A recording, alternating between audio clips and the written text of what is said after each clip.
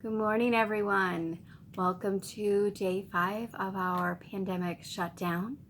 I realized I needed to start numbering my days in my planner here. I should show you, this is one of the planners that I'm using. This is a secondary one to my regular planning. Both of them are by the same company. Let's see if I can find that for you. This is Bloom planners. This is their larger version that's kind of like a combination between planner and then there's areas for notes, sketching, let's find some blank ones, dot grid, and they even have like coloring pages. Initially I wanted to buy this as a de-stressing experiment to see which techniques I liked. Who knew that it was going to become my planner for shutdown video planning? So that's what it is now. It seems to be working pretty well for that. And then I have my regular smaller planner. It's just a little bit smaller that keeps track of my daily activities. And no surprise, I color code it all. Each planner gets its own set of different colored pens, and each pen means something different. So, I did finally get some sewing done. This still isn't that much for what I normally do, but the hat that I started Saturday has finally reached almost hat status. So, crown's done, working on the brim. It's going to have a brim that comes out about there, and it should be available tomorrow if anyone is interested in that. Move her over here. My straw, I did locate it. Hi, Clara. Say hi, everybody. Say hi. Why is your eye all sleepy? Yeah. It's her other eye. She also has allergies.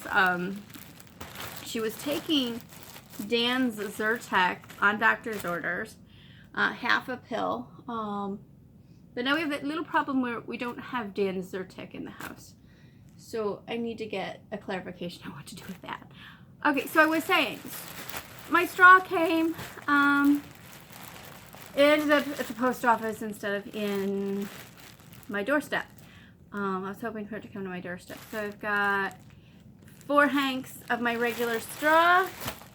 And then I have 3 hanks of a superfine Milan straw. I was particularly worried that this might be harder to get down the road. Man. So yeah, Milan straw comes out of Milan.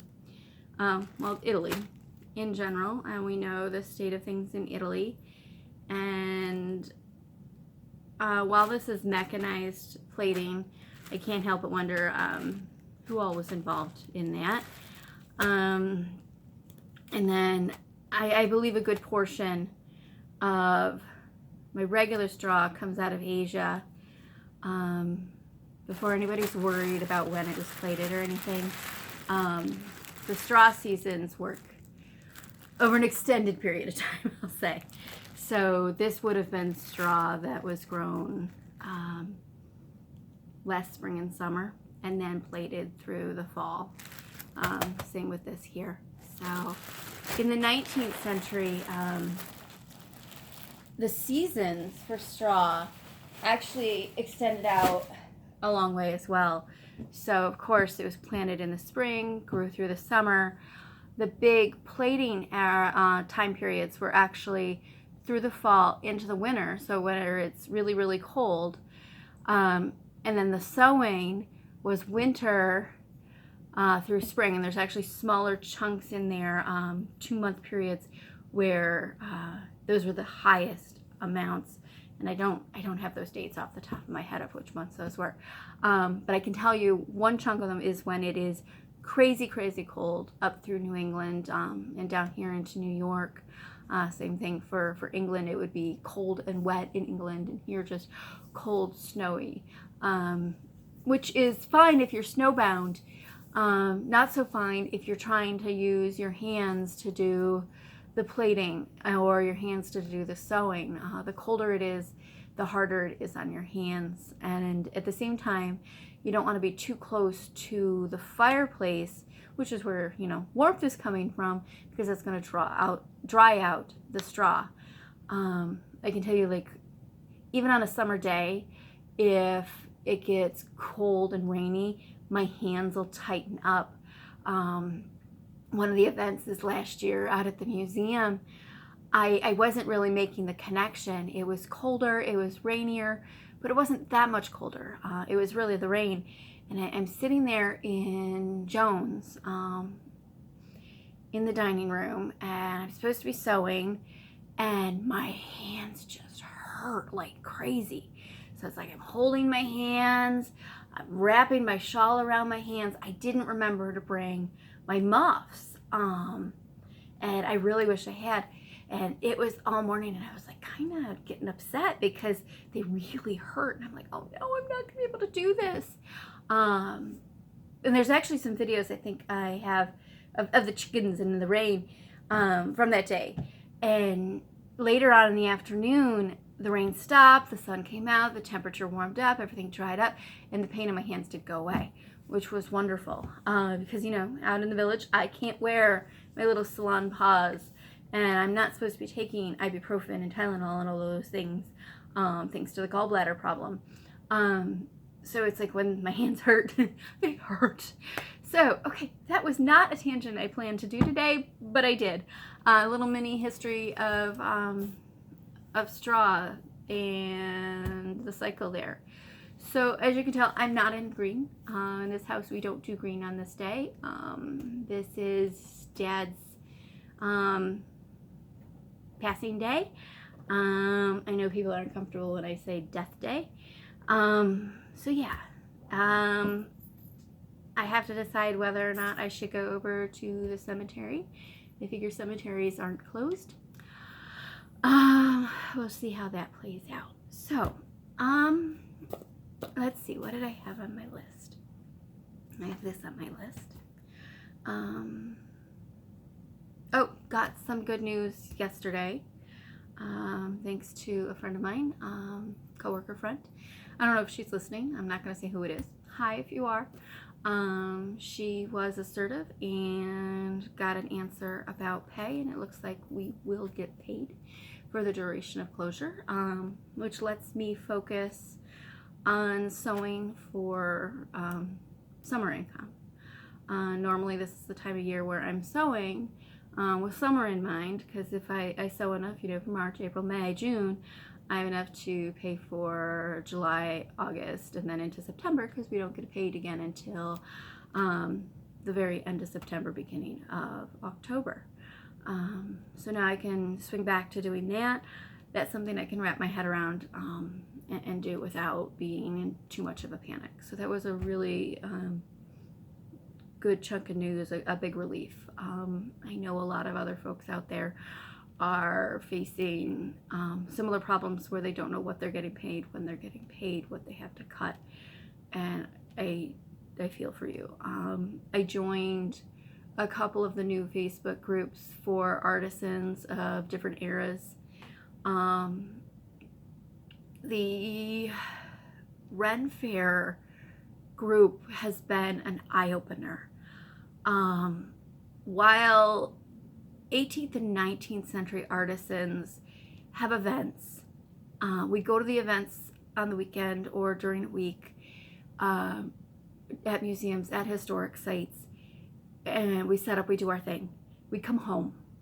The big catch there is we come home. I'm realizing Ren Fair folks don't always go home or have a place to go home to. So these folks are finding they don't have their seasonal places to stay and to live. So in addition to not having a way to sell their wares, they're trying to figure out where they're going to be staying. And some campgrounds have opened up and invited them for like a nominal fee for the duration of how long they're there. And they are minimal use, but it's something. It's a place to be. I'm certainly hoping it's somewhere warmer than here, because it has been cold. It would be nice to be a little warmer and open the windows. I hear that is coming. But I like I said, it's been an eye-opener. I didn't realize the extent of that. So I hope this is short-lived for some of those folks. I don't know if those festivals and fairs are going to be able to open later on, because of course we're now hearing that this is going to go on for many weeks to months, rather than just a few weeks to a month. So wanted to mention that for those of you that are out there able to support artisans, craftsmen, and your small businesses, please do so. It's going to be a literal lifesaver for some folks that need to pay their rent, need to pay their mortgages, put food on the table. All right, so done with that. Let's move on to something a little more upbeat. This is one of my vintage baskets. One of these days I should talk about what I've learned about these.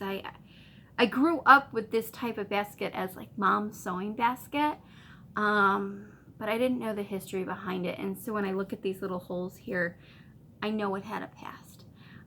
But now it has a new purpose. It holds pincushions. The pincushions in this house have to go into a covered container because little miss likes to steal them. She is particularly fond of strawberries. When we moved, I found some missing pincushions in some places. Luckily, they were intact, but she definitely had stolen several. So this is some of my favorite pincushions. I'm realizing there's some from the last year and a half that didn't get into here, and I need to figure out where I put them and get them in here. Okay, most of these were made by me, so I want to start with the exception. So this is one that I think I won this at an auction or a fundraiser. I really should have put a little note in here. So this is woven. Okay, give you an up close look here. And here's the tag so you can see who it was woven by. Sorry, that's in reverse. And I love how petite that weaving is. There you go. Okay, so that was made by someone else. And this little guy was also made by someone else, but this one came from the Mouse Bazaar. So not everybody in here is period. So this one is not, of course. Tucked away in my jewelry box that I still haven't gotten out is his companion, which is a little hedgehog.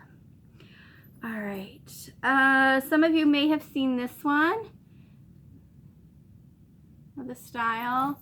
This is just a simple woven ribbon, but it's done with the moire. So it's getting those little cross pieces going, not moire, ombre. So it's getting the little cross pieces going on in there. These are nice and calming to make. Maybe if this goes on for long enough, I'll do a little how-to on that. That'll be an easy one. Of course, we've got some of the favorites down in here. So I've got one of my wool strawberries. This one I did with the top being needle felted, actually. As you can tell, it's a little fuzzy. This is one of the ones someone absconded with. Next we have the strawberry most of you have not seen. I did a couple of these on stands. I really liked how this came out, and it's beaded. I should do some more of these at some point. I looked for stands in some of the antique vintage shops, and like, oh, it'll be easy. No. I'm really picky, so it was actually very hard to find a stand. That goes along with the strawberries would be, here's some walnuts. We have our double walnut and then our single walnuts. That's Clara chasing her tail. I think her tail won. So you have walnuts. Goodness, girl. I also have some acorns. So this is a little wool acorn. This is more artsy than period. And this is a little silk acorn. Okay. And those are real acorn tops. Okay. And I can find acorns with silver caps historically. Let's see. We'll go look at the seashells next. Oh, I did have a regular strawberry in here. This is one of my early strawberries. Oh, there we go.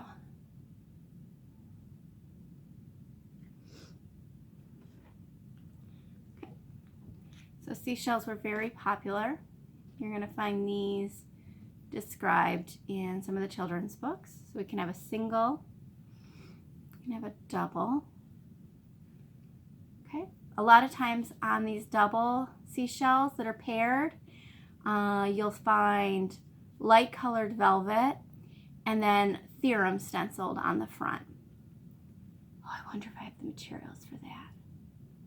I might just have materials for chalk theorem rather than paint theorem, but it would get us started. And here's a mini version.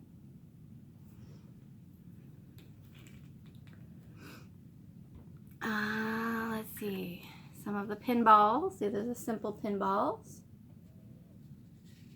These are just covered with a ribbon.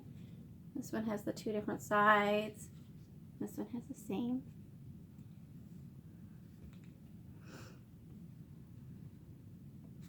And this is one of the first tries of the metal ring. Okay. So after I did this, I did an embroidered, no, needlepoint. Both sides were needlepoint, and that walked away at an event. I'd love to have that back. Oh, another seashell. I love these. They're kind of fun in that they like to roll. I itch, sorry. Okay. Nice, simple, basic pincushion here. This is just a ring, a napkin ring. That's the word I'm looking for. One of the things I like about this style is it's got some weight to it. So when you go to put your pins in there, it doesn't roll. Oh, so on my blog, if you haven't seen it, there's a little bit of a study. I'll have to find it and link it below. I did a study of different stuffings for inside the pincushions and what had more weight, what was denser, which ones didn't slide, which ones had a nice crunch. So for me, I like a pincushion that has some weight to it, something that's not going to just slide or roll away. I also like something that has a nice firm crunch. So if I'm sewing here and I go to put the pin in the pincushion over here, I hear that crunch and I know it's stuck. So I'll link that below. Let's see. Next, I only have a couple left in here. This is one of the Recovery Project pincushions. This is actually a pillow pinball, basically. This is based on an original I lucked upon.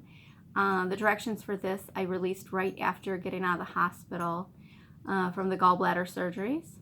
That's actually still up on the Etsy shop if y'all need a little project. I love this one. So does Clara. So if you have cats at home, just beware of that. Or you can make some for your cats. I've done that with cute little cat prints, and you fill them with wool or poly and some catnip. You can stick one of those small plastic bell balls inside. It fits perfectly. All right, and last up from the box, love these. So these are wool inside, and then you're using wool yarn over the top.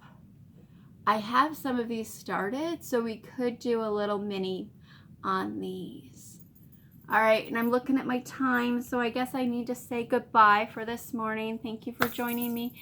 Have a good day. And I will see you tomorrow. Bye-bye.